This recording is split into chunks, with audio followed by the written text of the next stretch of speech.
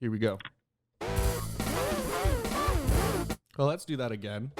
There we go.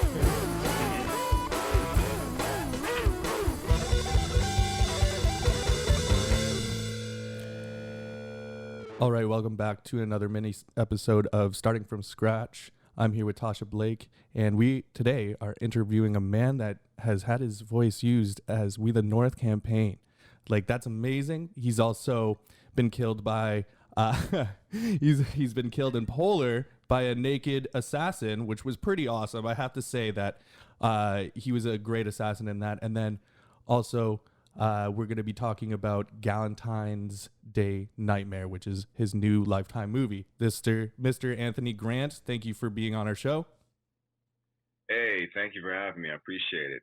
I'm glad that we got the hookup from Milton. Like, I did not expect that to happen. I just see him randomly, and he's just a great guy and hooked us up. Yeah. So, Milton's great, man. So shout out to Milton for doing that for us. Yeah. Absolutely. So Tasha Blake, my producer, is also here with us today.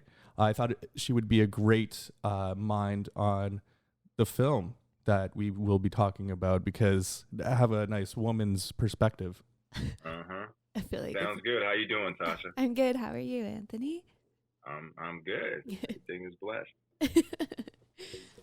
Okay, so you seem like a kind of a man of mystery because you don't even have your age on anything on the internet. I've been trying to figure out how old you are. We've been guessing. Yeah. No matter what age you are, you look good. But thank you, man. Yeah, so you started off in hip hop?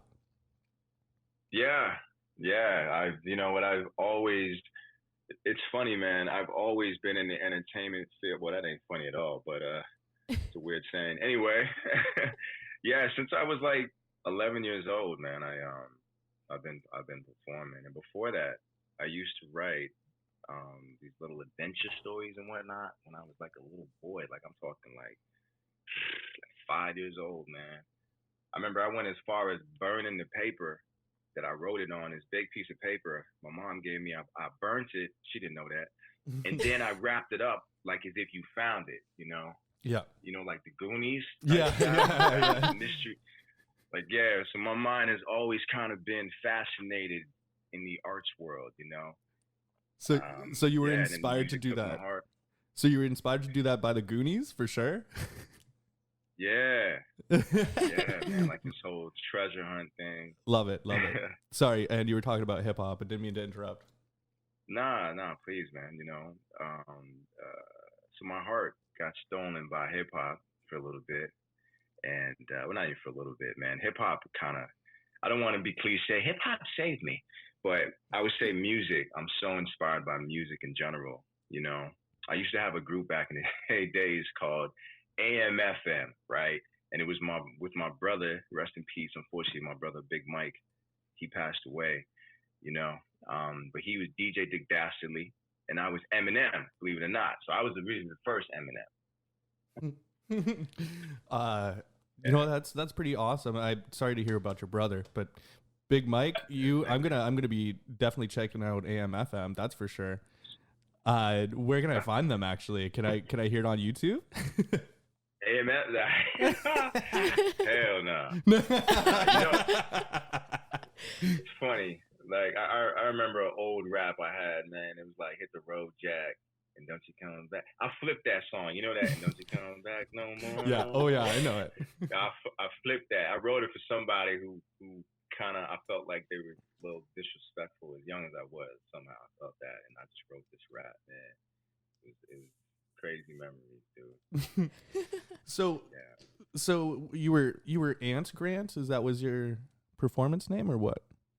Well, that's what it is.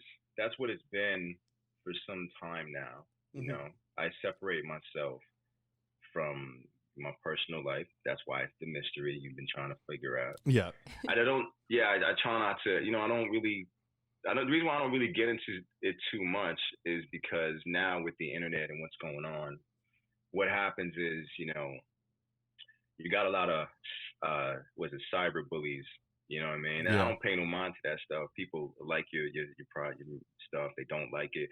You sign them for the business, but I could deal with that stuff. But what I can't deal with as well as people, getting personal with my family. You know what I mean? And so I definitely separate the two. But Anthony is my middle name. It's not like it's a made up thing. Oh, I see. I like this. Respectful, responsible to your family. That's ideal. That's I never really thought about that before too, because you're always in the spotlight. Yeah, that's it. You sign up for this. I remember I did a movie some time ago. It was my first Lifetime movie. The Aaliyah. Remember Aaliyah, who died in a plane crash? Unfortunately, Yes. Very great talent. So her career was about to skyrocket, man, and then she had died in that plane crash. So it was a very bittersweet moment. I played Dame Dash, her boyfriend at the time, and we did the movie Aaliyah, the Princess of R&B.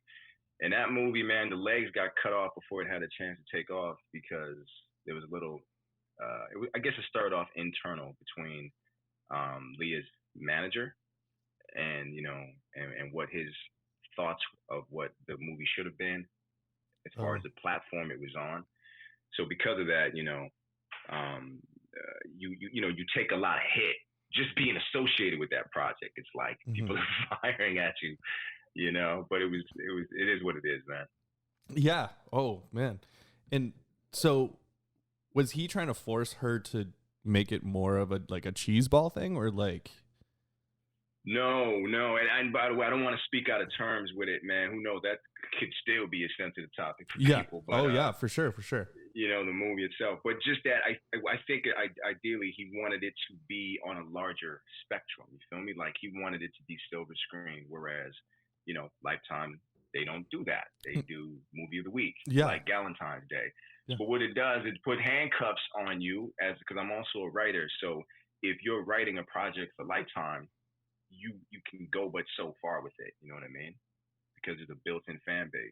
Whereas if you do, cinematically, silver screen, whatnot, Netflix, you can kind of go crazy. Yeah. Like Polar. Polar went crazy. Yeah. Polar went crazy. I loved Polar. Like that's a great movie. Actually, there was do you remember this scene where Mads is teaching the kids in class? Yeah. Okay, so the kid he was teaching the kids on, so he was using the kid as a suspect or whatever.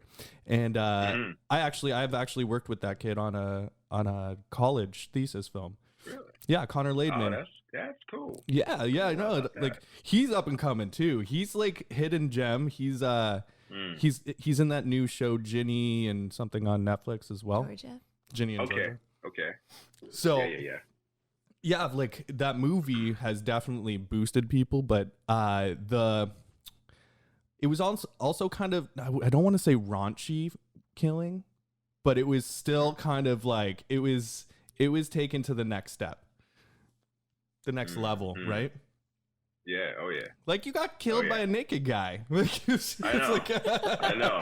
You know what? My ending was very different than what they did. I was gonna be fighting Mads Mikkelsen, a knife fight off, but it doesn't work that way. Oh, so he took my clothes. Oh.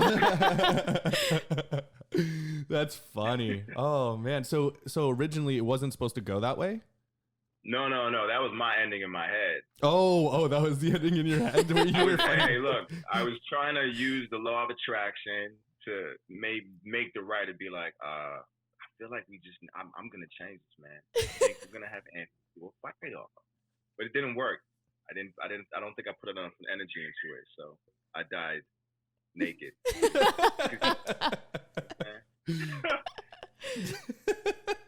But that movie was a blast. It was like, I got gun training, which was super fun. Met a lot of cool, great people. The cast was great. The crew was great. The director, I don't know if you know this, man, but he's directed probably every poppin' artist on the planet. Really? So he comes from the music world. He's a Grammy award-winning director, man, it was just a blast doing that film. It really was. I can actually, you know what? I can see that throughout the film, like the visual treatment of it. Almost every scene felt like a music video. It always go, and like never a dull moment. yeah, yeah. It's what a crazy project. Crazy. And you know what's interesting? When we did that, the opening scene that you guys see where we take out Johnny Knoxville. Um, so we were on hiatus before we shot that, and they were debating because the script wasn't written like that, huh? Okay. Initially, it was like basically that scene happens on a yacht, and I'm a sniper somewhere on a hill, and that all that whole situation that happens in the mansion didn't happen like that in the script. So they're debating for us to go to film it in I think it was Mexico, something crazy. But yeah, they decided, you know what, we've seen the yacht thing too often, so we're gonna use the mansion. So You know how what? that I, went I down. I feel like the yacht is too excessive, anyways. Sometimes, Hmm. you know, the mansion was very. It felt right to me. Yeah, yeah, Uh, yeah. yeah, Absolutely. the whole thing was beautiful. I can't believe it. So, why was it on hiatus in the first place? Do you know? Oh, it's just in between filming. Every now and then, you see, like sometimes you'll have a film that will be slated for 6 months. Hmm. Some films I'm sure they push through the entire 6 months, but sometimes you'll film for maybe 3 months or 2 months or whatever it is, and then there'll be like that 2 or 3 month break in between. And but they don't stop. What they're doing is they're editing everything, so they're making sure and then they know what they got. So if they need to make script adjustments, character adjustments, because like Quentin Tarantino said very well, it's like you write a project and you start off one way and then it kind of changes another way. Characters, you learn them and they start telling you, hey, I'm actually the villain or I'm this, that, and the third. And it's so true. Now, obviously, it's a little different because when you actually film it, you don't film it as per the way the script is written from the beginning to end. Um, we filmed the beginning and the end, you know. Okay. But based on the way our characters were growing throughout the project, after they looked back at the actual film, they made a few tweaks and whatnot. Um, so yeah. Yeah. So going because I'm a film and media production major. I've graduated from Humber, and I'm sure you know Humber Uh, College. Yeah.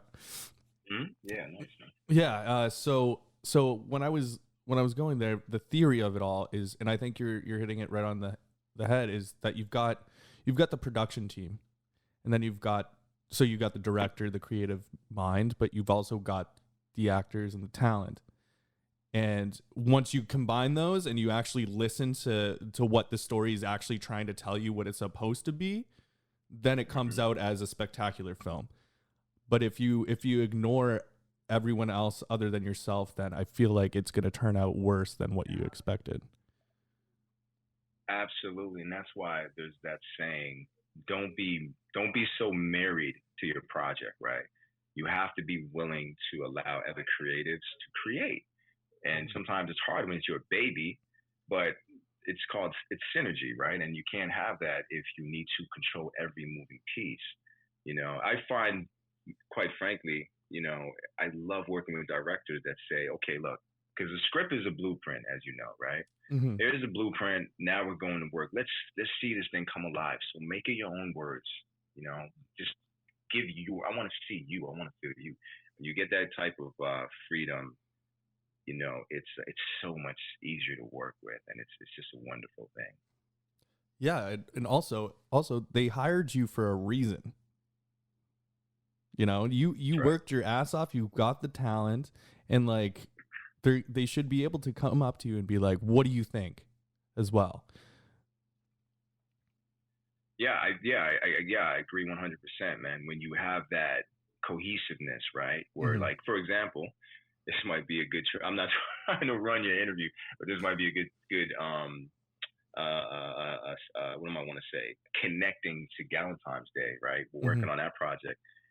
It was it was that great combination of ideas, and whatnot from the producers to the director, which is very important. So the director gave us that freedom to say, okay, guys, here's my vision. What do you think? We could try it that way. You do it different ways, so they essentially can take the cut that they want to use. Mhm. But the job is fun. It becomes really fun when you're working with that type of energy. You know what I mean? Oh, for sure. Yeah. And that's what you want on a set is that positivity, even though it's about, you are, well, I think you were just following this person to, show her that you loved her, but Tasha thinks something different. What? Yeah.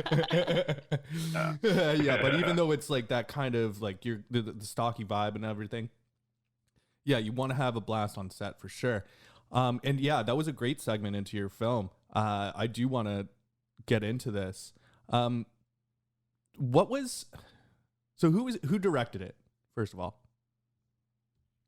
Her name is Roxanne. I don't want to butcher her last name. Okay, so Roxanne. So Roxanne B. Hold on, I got it. Attempt this. She was absolutely wonderful because she's French, right? Okay. Boisvert. Roxanne Boisvert. Okay. Don't murder me if I'm saying that wrong. But yeah, she was so wonderful to work with. Just a very soft, kind-hearted person with good vision, And this was her debut, actually. Really? So it was kind of both of your debuts of lead roles.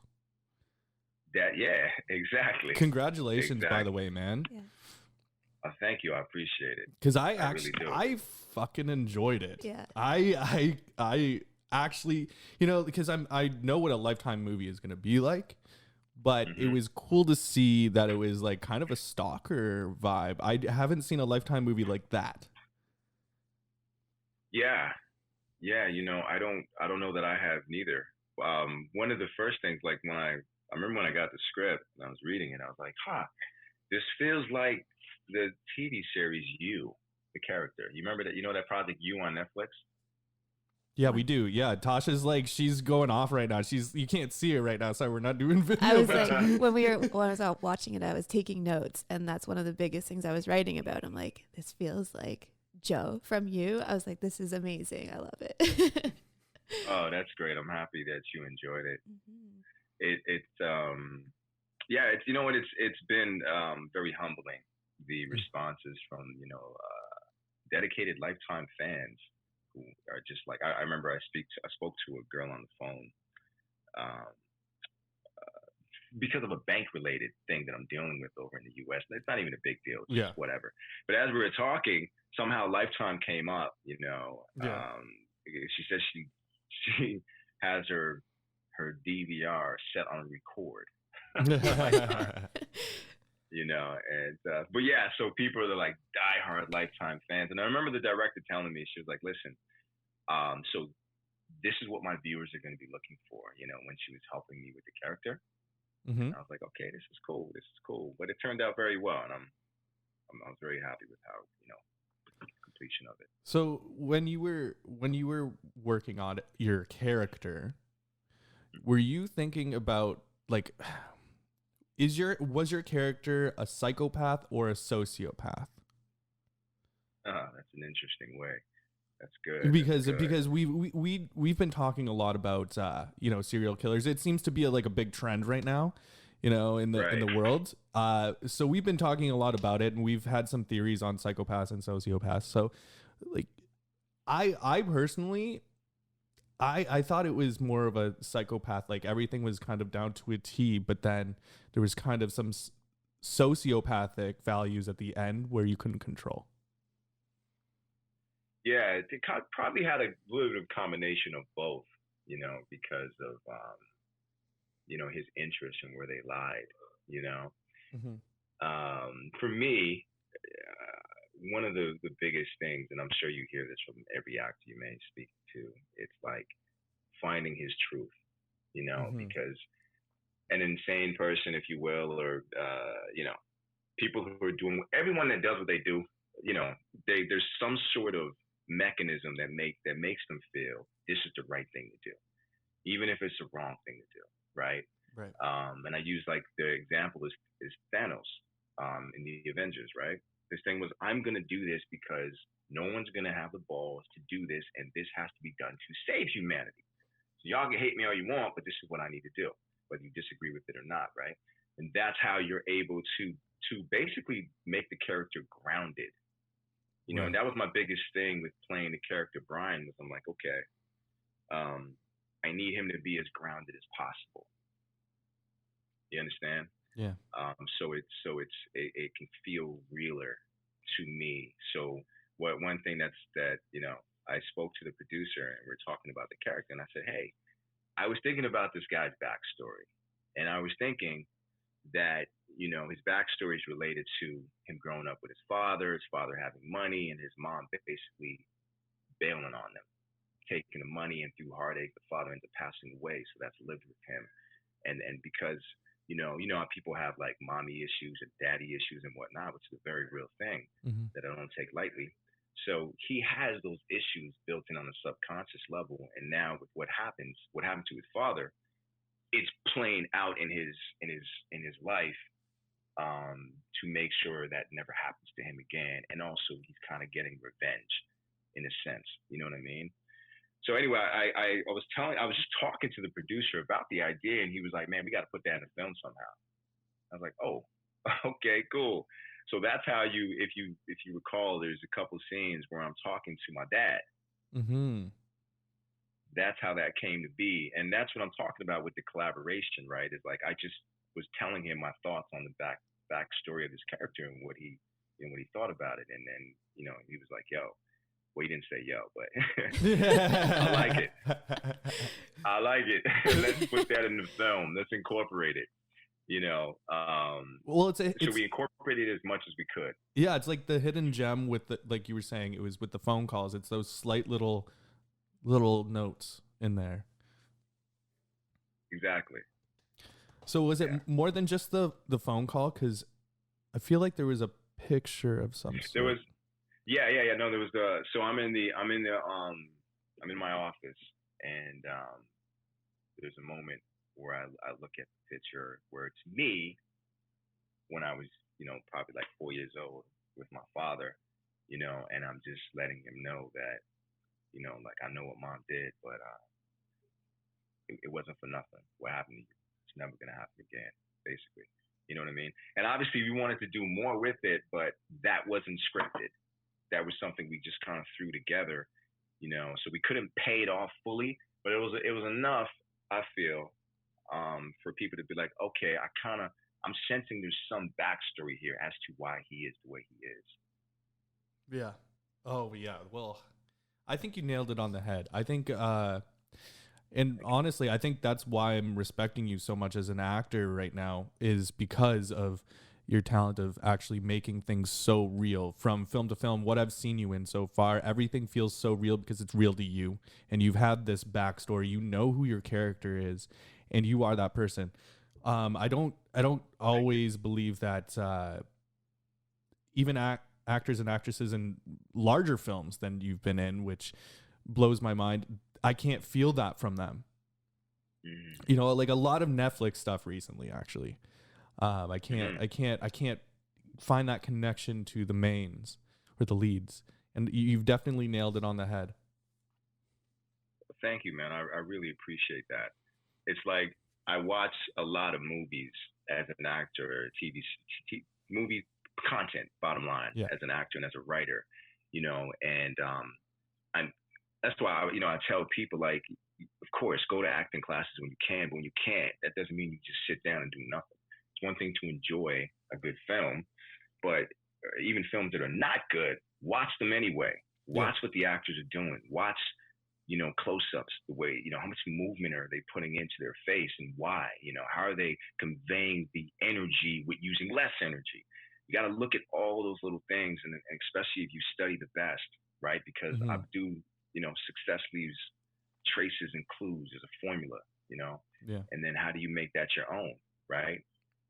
Right. And what I noticed about you, and what I always look for in actors and actresses in a scene, is their eye contact. Because sometimes, and you can tell the characters that aren't really grounded yet when they're not fully eye contact with this serious conversation with the other character. Like, this eye line should be right there, but it's kind of crazy sometimes when they're not grounded.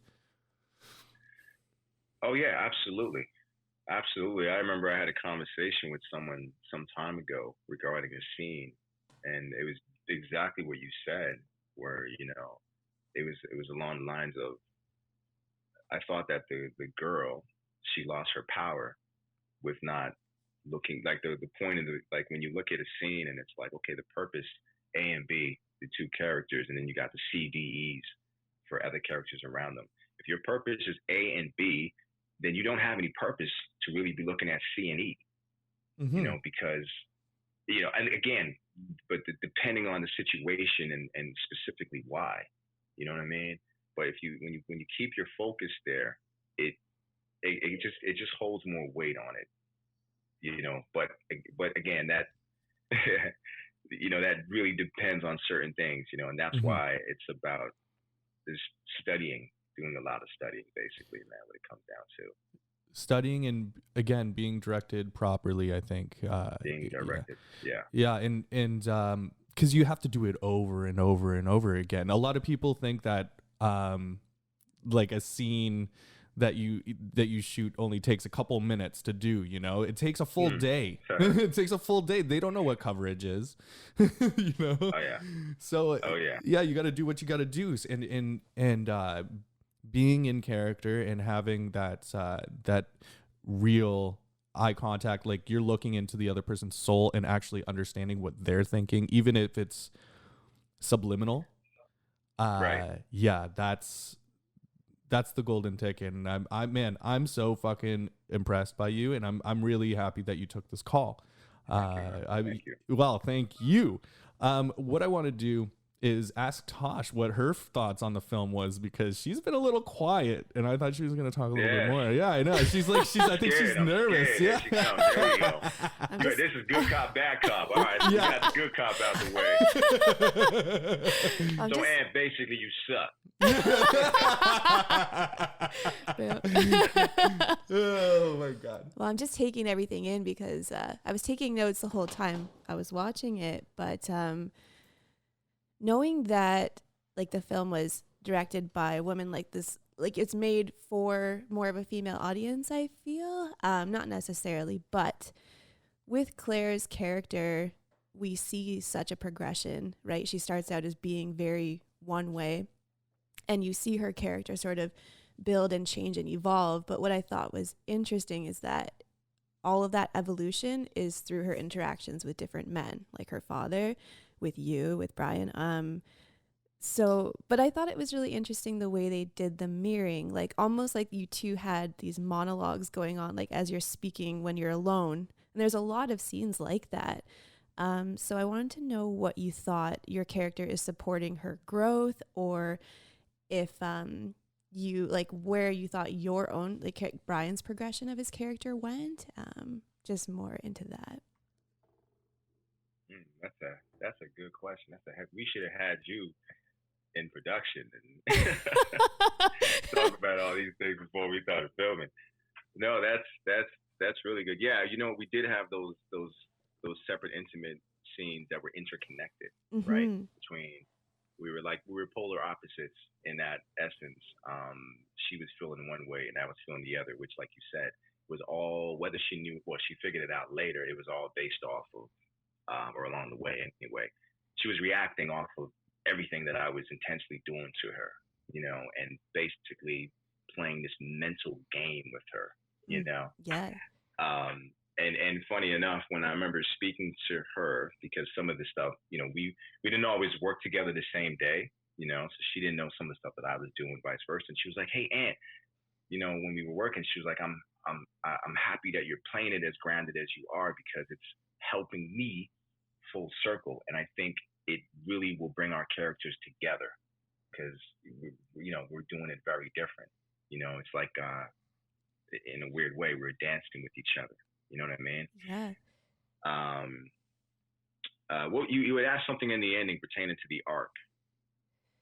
Yeah, I mean, your character is supporting her character's growth. I wondered what you thought about the progression of your character. I thought it was just different and interesting that we're getting so much of your perspective, your character's perspective, because usually it's more one side or the other, right? but we get this window into like who your character is, and it's very unique. Like that's not often the way it goes. So I was wondering what you thought of your progression. Like in a way, I had no idea what was going to happen in the end. I was so worried because I was like, oh my God, is he going to get away with it? And part of me was like rooting for your character because I feel like I really got to know you throughout just as much as we got to know Claire, right? So what? Right. Not in a weird way, but like what you thought about your own, like Brian's progression, or if you like were happy with the direction it went, if there's stuff that we didn't get to know about you as a viewer, like just about his character overall. Yeah, no, and you know what? Going back to what I was saying before pertaining to the backstory, and that the fact that the producer was kind enough to want to weave it in, you know, because especially when you're dealing with a psychopath, these types of characters, these types of roles, that's very, he's very manipulative and persuasive and knows how to charm, but again, all built off of manipulation. It's very easy to hate a character like that, right? So creating some sort of sympathy brings you into his world, even if it's just for that moment to see, you know what, everybody has a family. That's where the father comes in. Everybody feels love. No matter how bad a person is, there's some piece of love rooted in there. And sometimes it's buried under hate, which is Brian.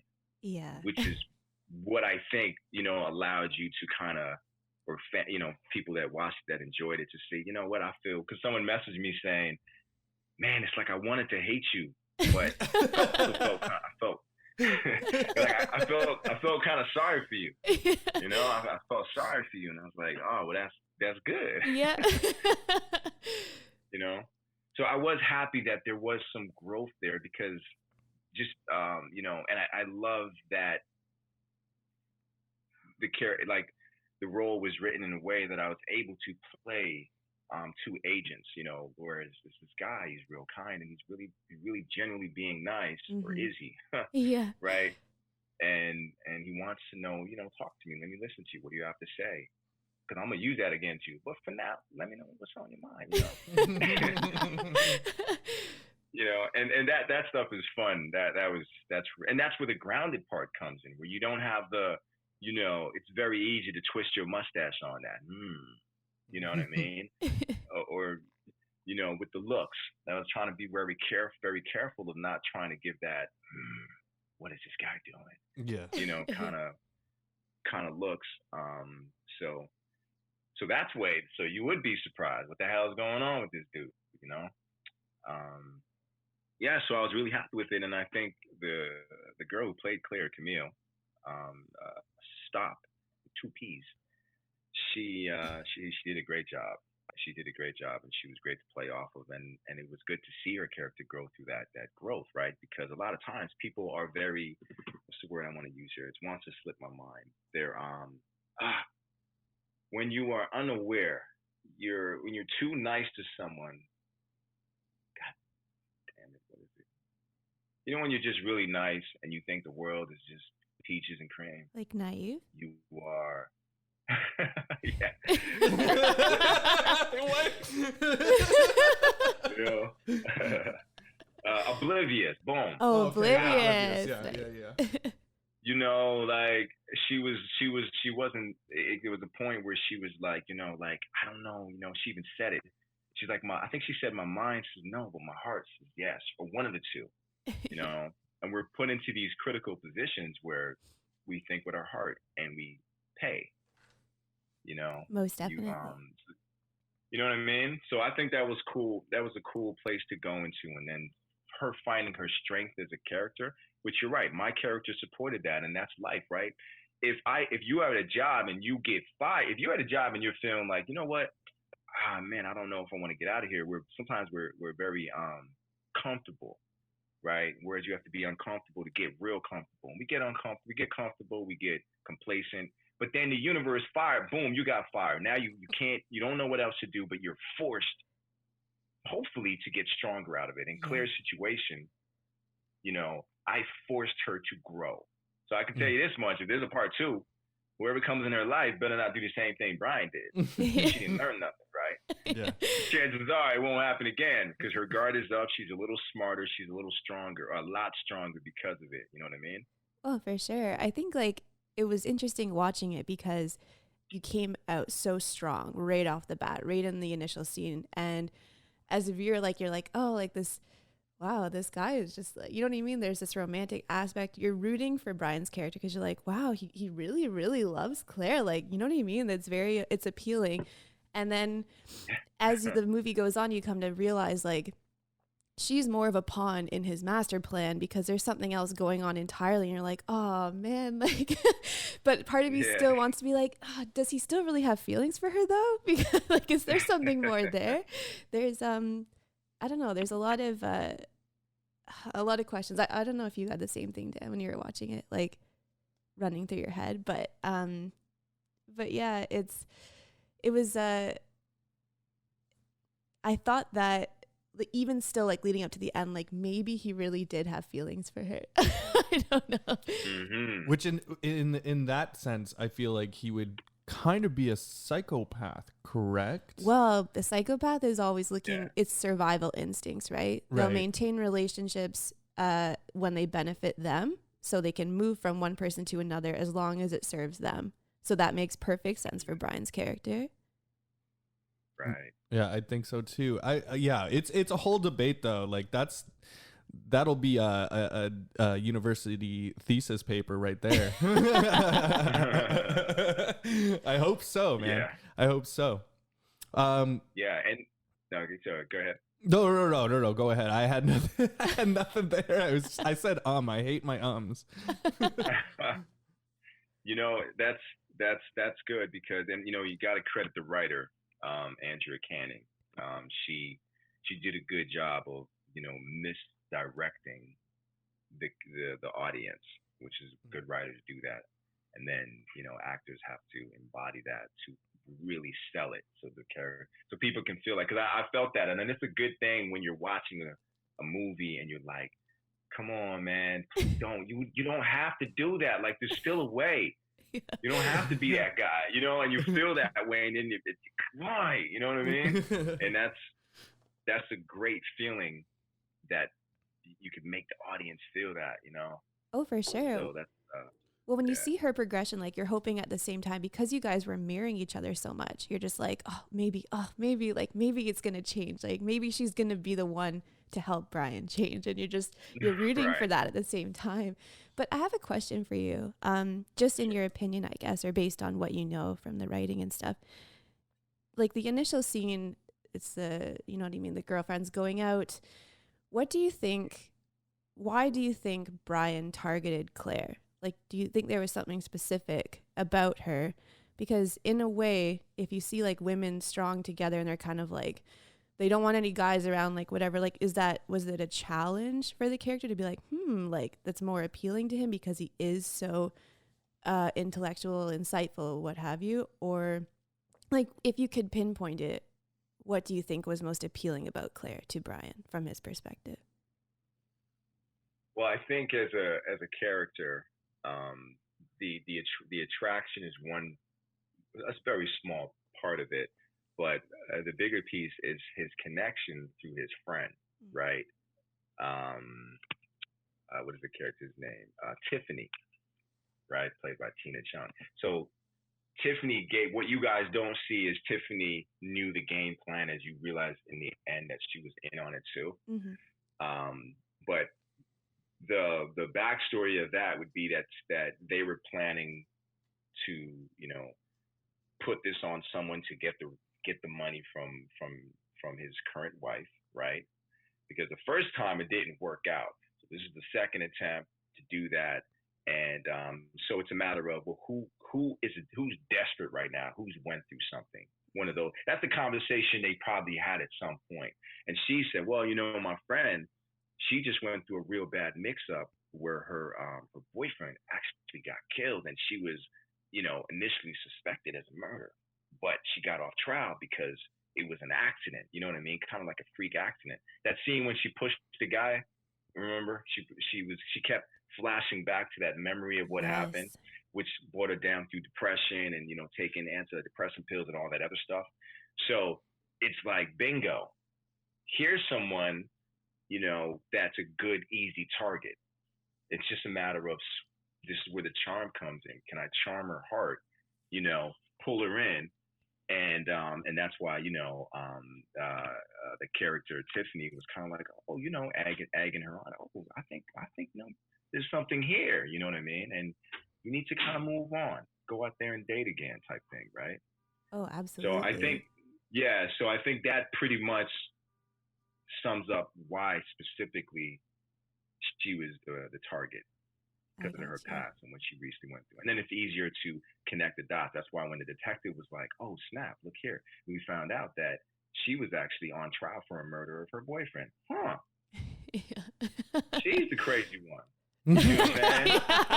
Well, yeah, it's deflection. It's deflection. Totally. And she had a traumatic relapse, started taking her pills again. And like we saw that. And yeah, like what was it? Exactly. The connection, well, she had to repair the relationship with her dad, I think, really to overcome everything going on with you, right? That was a big part of it. Exactly.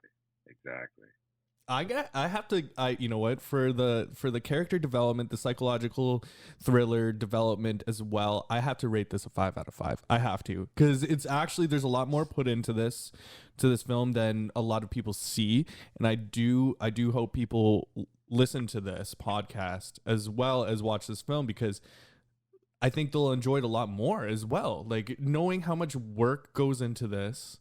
Because it's not just a 1-day shoot or anything. How long did it take? 12 days?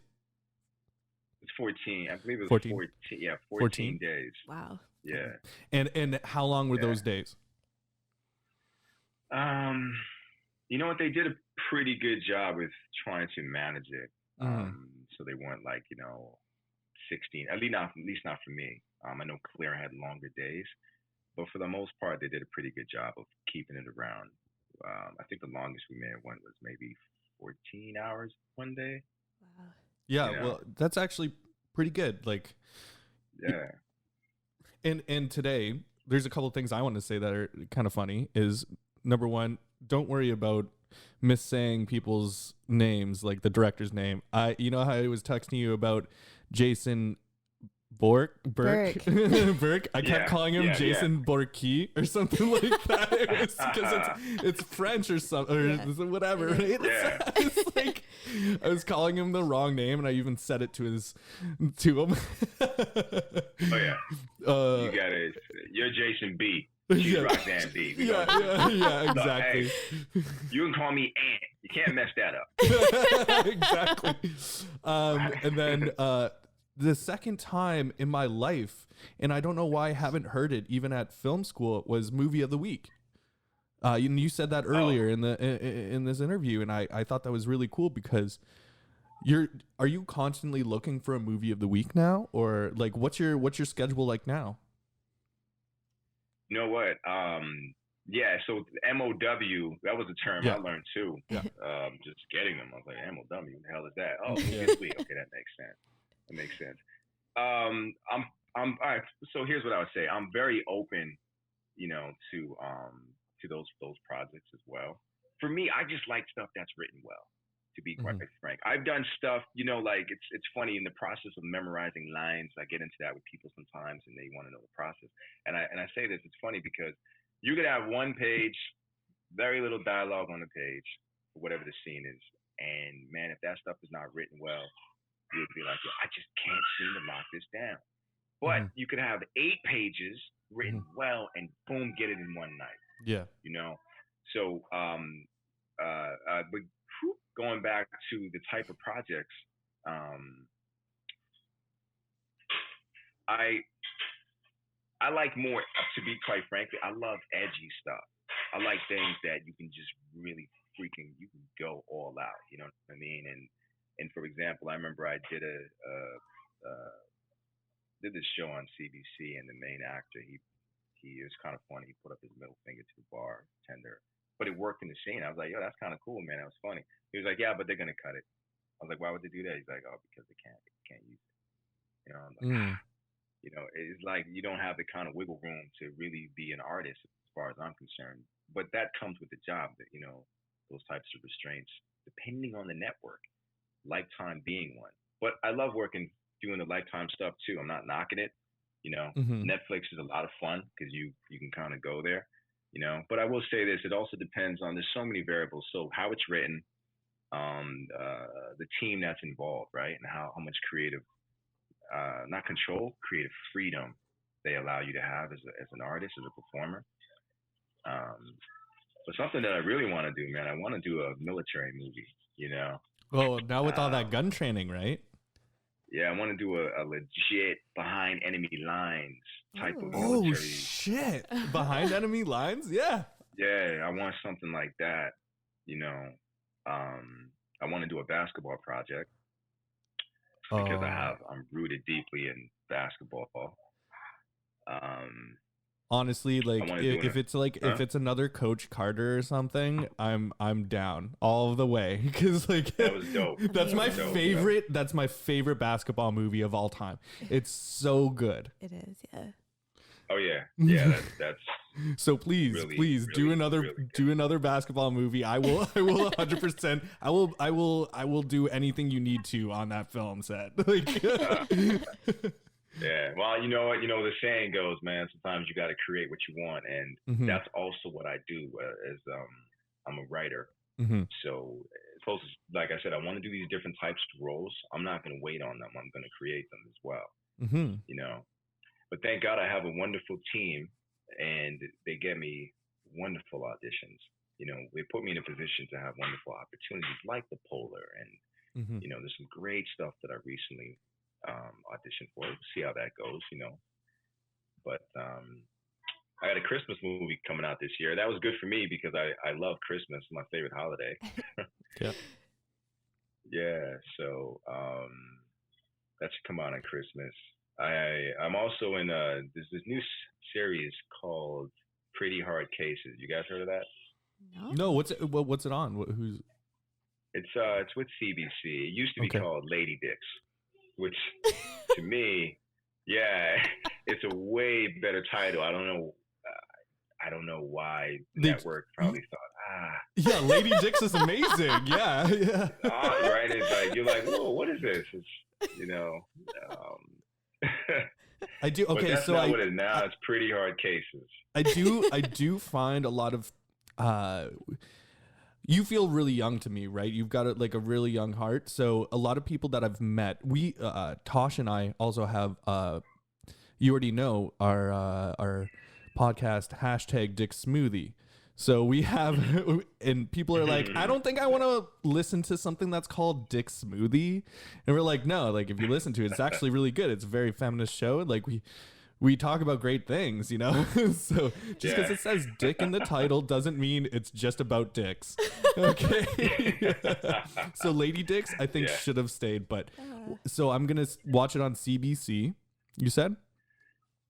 Yeah, it's I think it's actually already started airing, I think earlier this month. I have a nice little guest star in it. It's pretty cool, man. It was fun working on that project, And then I did an animation. Actually, I did my first animation last year for a show that, it was hilarious. It's called We Baby Bears. We Baby Bears. And it's We Baby Bears. I know.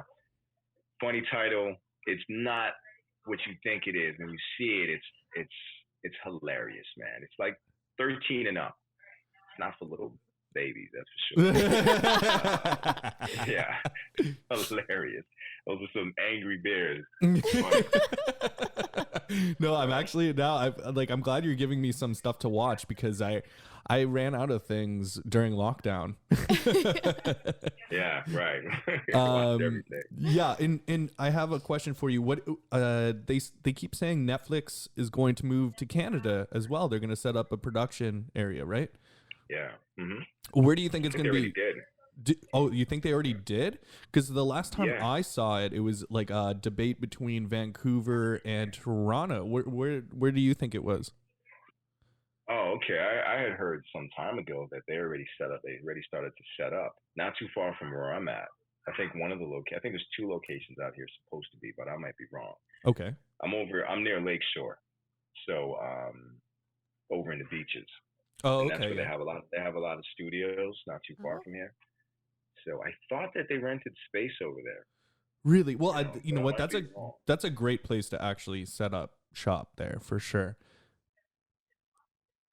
Oh, it's great. I love it over here. Yeah, right now Absolutely. we're in Oshawa, so we're well North Oshawa because Okay. it's more cool than Oshawa. the schwa. The schwa, the dirty schwa. Yeah. So yeah, we're not too far from there. Because like I'm excited for that. Maybe it'll open up more opportunities for you and hopefully because I'd like to get into the industry a little bit. You know. Oh, that's cool. Yeah, man. Like I've always wanted to get into professional film, but that's my education, but I've never been able to do it. So I'm glad that they're setting up shop here, creating more jobs essentially, and hopefully I get my foot in the door. Yeah. And Well, where? I'm sorry. I was gonna ask you, yeah, where do you want to go in the industry, if you don't mind? Yeah. honestly, man, like I write all the time. I am constantly writing scripts, but I have directed and I've loved directing. Oh, nice. I don't I like acting, don't want to act though professionally, I don't think, unless it just happens to happen.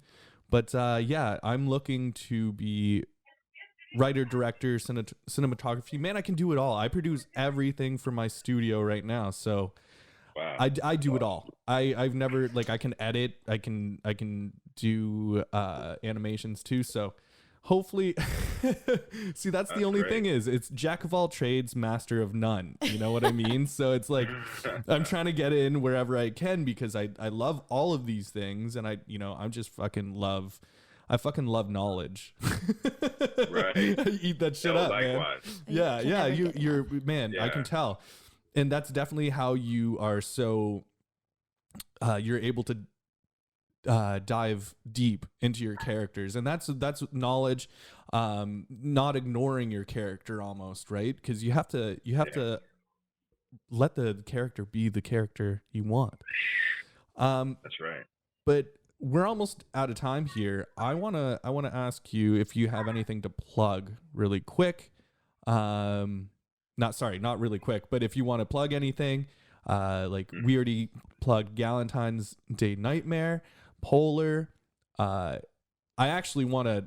I am desperately in need of AM FM, and I want to listen to you guys so badly now. Like I love hip hop, so I'm just send it to me if you've got anything.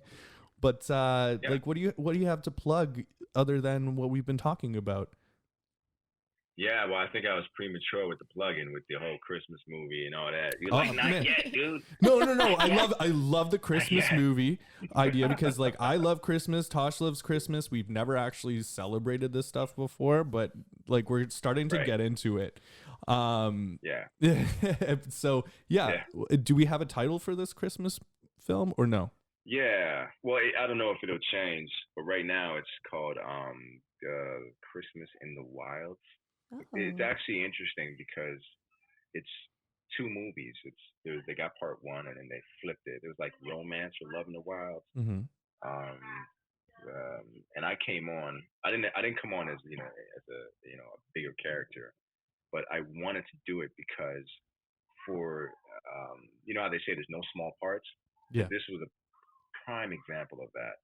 It's a character that has that, he used to be a war vet, so it's like you get this moment where what my character does is it helps tell a bit of the backstory for the main character. So him and I have this real cool scene where I'm fixing an airplane, right?